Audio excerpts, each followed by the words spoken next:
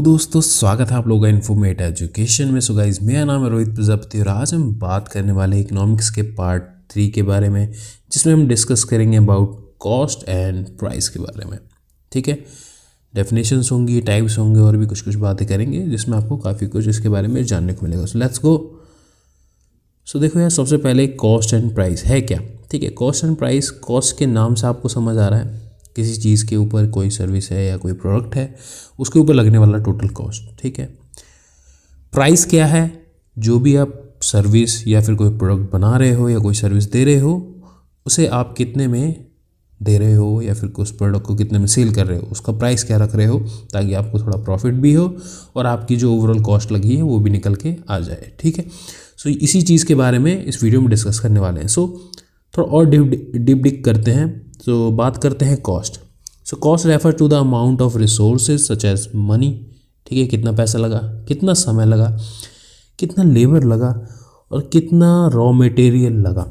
ठीक है, इस सब को कॉस्ट कहा जाता है। That require to produce a good or service. ठीक है, it is an important factor for business and influences in their pricing strategy and profitability.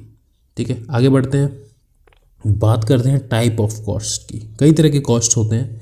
सबसे पहले फिक्स्ड कॉस्ट। फिक्स्ड कॉस्ट से नाम से आपको समझ आ रहा है कि भाई ऐसा कॉस्ट जो कि फिक्स रहे, ज़्यादा बदलाव ना हो उसमें। ठीक है, एग्जाम्पल के तौर पे रेंट। अगर आपने कोई प्रोडक्ट बना रहे हो, आपने मशीनरी बिठा रखी है, मान लो 5-10 आपने मशीन लगा रखी है, तो अब वो मशीन जहाँ पे रखी होंगी, मान लो आपकी खुद की ज़मीन नहीं है, ठीक है, तो आप रेंट लोगे, रेंट दे के उस मशीन को कहीं पे रखोगे। सो वो जो रेंट है, वो रेंट एक तरह का फिक्स कॉस्ट है। ठीक है, ऐसे ही जो आपके वर्कर्स हैं, लेबर्स हैं, एम्प्लॉयज़ हैं, वो सैलरीज लेंगे। ठीक है, सो वो सैलरी भी एक तरह का फिक्स कॉस्ट है। इंश्योरेंस है, जो भी आपकी मशीनरी वगैरह है, प्रोडक्ट है, रॉ मटेरियल, उनका आप इंश्योरेंस करा के रखते हो, तो वो भी एक तरह का फिक्स कॉस्ट है। तो ये कुछ ऐसे कॉस्ट हैं जो कि फिक्स रहते हैं, इसमें ज़्यादा वेरिएंस नहीं होता है। सेकेंड हो जाता है, अगर कोई चीज़ फिक्स है तो दूसरी आ जाएगी वेरिएबल कॉस्ट, जो कि ऊपर नीचे फ्लैक्चुएट करता रहेगा। उसमें एग्जाम्पल के तौर पे क्या हो गया, रॉ मटेरियल। अगर आप कोई प्रोडक्ट बना रहे हो तो उसके लिए रॉ मटेरियल तो लगेगा। सो वो रॉ मटेरियल कभी सस्ता मिलेगा आपको तो कभी महंगा मिलेगा, डिपेंड ऑन मार्केट कंडीशंस। ऐसे ही साथ साथ एनर्जी का यूज़, बिजली का क्या खर्च हो रहा है। अगर बिजली से नहीं बना रहे हो, कोई और चीज़, किसी और तरह की एनर्जी इस्तेमाल कर रहे हो, तो भी वो डिपेंड करता है उसके कॉस्ट के ऊपर। ठीक है, फिर डायरेक्ट लेबर कॉस्ट, कि भाई लेबर को आप कितनी तनख्वाह दे रहे हो। ठीक है, वो भी वैरी करता रहता है। कई बार ज़्यादा लेबर लगानी पड़ जाएगी, कई बार कम लेबर में भी काम हो जाता है। डिपेंड ये भी करता है कि भाई आप कितना प्रोड्यूस कर रहे हो प्रोडक्ट। ठीक है, सो ये सारी चीज़ें हो जाती हैं वेरिएबल कॉस्ट में। आगे बढ़ते हैं, बात करते हैं टोटल कॉस्ट की। टोटल कॉस्ट क्या हो गया, सिंपल सा, वेरिएबल और फिक्स को प्लस किया, आ गया total cost. Fixed cost, variable cost को प्लस किया, टोटल कॉस्ट आ गया। अब यहाँ पे दो चीज़ें और हो जाती हैं, जैसे कि मार्जिनल कॉस्ट हो गया। मार्जिनल कॉस्ट क्या है, the additional cost of producing one more unit of a good or service. एक से ज़्यादा प्रोडक्ट बना रहे हो तो कुछ ना कुछ वहाँ पे एक मार्जिनल कॉस्ट आ जाता है। एक प्रोडक्ट अगला बढ़ाया तो आपका मार्जिन आ गया थोड़ा सा। ठीक है, कई बार इसकी इंपॉर्टेंस क्या हो जाती है, help businesses to decide whether to increase or decrease production. जो मार्जिनल कॉस्ट लग रहा है उसके हिसाब से ना आप डिसीजन भी लेते हो कि भाई क्या मैं प्रोडक्शन बढ़ाऊँ, मार्जिनल कॉस्ट बढ़ रहा है तो बढ़ाऊँ कि नहीं बढ़ाऊँ। तो वो सारी चीज़ें भी, फैक्टर भी आपको आ जाते हैं कि आप प्रोडक्शन करें कि नहीं।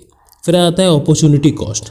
अपॉर्चुनिटी कॉस्ट एक थोड़ा सा यूनिक कॉन्सेप्ट है, इसको आप नॉर्मल लाइफ में भी देख सकते हो।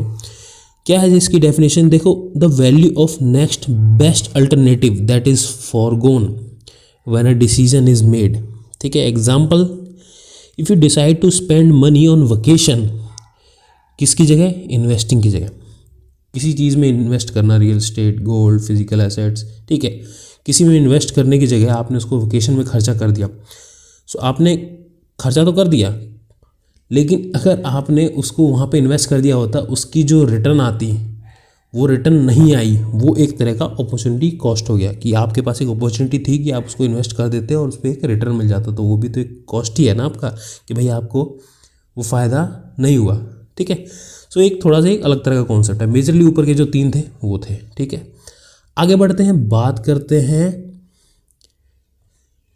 प्राइस की। सो प्राइस, अब प्राइस देखो, मैंने पहले बताया था कि एक तो हो गया कॉस्ट, फिर दूसरी चीज़ आ गई प्राइस। आपने कोई प्रोडक्ट बनाया, कोई सर्विस बनाई, अब उसको आप किसी को दोगे तो थोड़ा बहुत आप सोचोगे कि भाई कुछ मुनाफा हो, है ना। आपको अपने एम्प्लॉय का खर्चा भी निकालना है, आपके ओवरऑल प्रोडक्ट का कॉस्ट निकालना है, सर्विस का कॉस्ट निकालना है, तो वो सारी चीज़ें करनी होती है। तो उसके लिए एक प्राइस मैटर करती है। तो price refers to the amount of money that consumer page.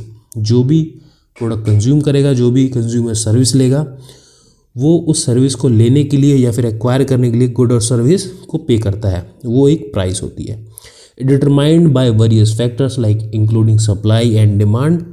कितनी सप्लाई है, कितनी डिमांड है, उसके ऊपर डिपेंड करता है। प्रोडक्शन कॉस्ट के ऊपर, कंपटीशन के ऊपर, मार्केट कंडीशन के ऊपर, एक्सेट्रा।